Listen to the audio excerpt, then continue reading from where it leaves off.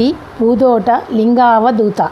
కర్నూలు మండలం బనగానపల్లె సమీపాన యాగంటి అనే గొప్ప శైవక్షేత్రం ఉన్నది. దానికి ఉత్తరాన కొండ గుహల్లో శివరామస్వామి అనే బ్రహ్మ విద్వాంసుడు తపస్సు చేస్తూ ఉండేవాడు.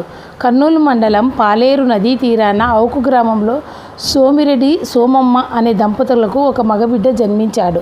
అతనికి లింగమూర్తి అని నామకరణం చేసినారు. 5వ ఏట నుండి అతని ప్రవర్తన వింతగా ఉండేది. జాగృతిలో నిద్రిస్తున్నట్టు, నిద్రలో జాగృతుడైనట్లు ప్రవర్తించేవాడు. బాల్యంలోనే తల్లిదండ్రులను కోల్పోయిన లింగమూర్తి అవుకు గ్రామం పెద్ద అచ్చమ్మ గారి చింతమామ మఠంలో చేరినారు. మరునాడు యాగంటి శివరామ గురుడు వచ్చి లింగమూర్తికి మంత్రోపదేశం చేసి తమ శివలింగ గుహకు తీసుకొని పోయారు. లింగమూర్తి క్రమశిక్షణతో గురువులను సేవించి శీఘ్రకాలంలో సమస్త రహస్యాలను ఆకలింపు చేసుకున్నాడు. నిరాకార నిర్గుణ లక్షితమైన సాధనలో చిత్తు సత్తులతో అధిగమించి మహానందానుభూతి పొందినారు.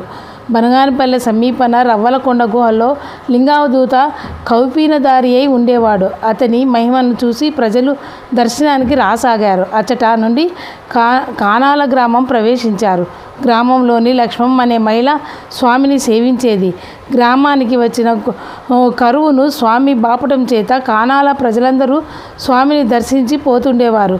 స్వామి అప్పుడప్పుడు వేదాంత తత్వాలు పాడేవారు. ఒకానొక సమయాన పుష్పగిరి పీఠాధిపతులు స్వామిని తీసుకొని రమ్మని శిష్యులను పంపగా స్వామి తాము రాలేమని, అవసరం అనుకుంటే జగద్గురువులనే ఒంటరిగా రమ్మన్నారు. జగద్గురువులు ఒంటరిగా స్వామిని సమీపించగా ఒంటరిగా రమ్మంటే ఇద్దరేలా వచ్చారని, స్థూలదేహం ఒకటి దాని మీద ఇంకొకటి అని, నీడలేకపోవటం చిన్మయ యోగసిద్ధి అని చెప్పి జగద్గురువులకు ఆశ్చర్య ఆనందాలను కలుగజేసినారు.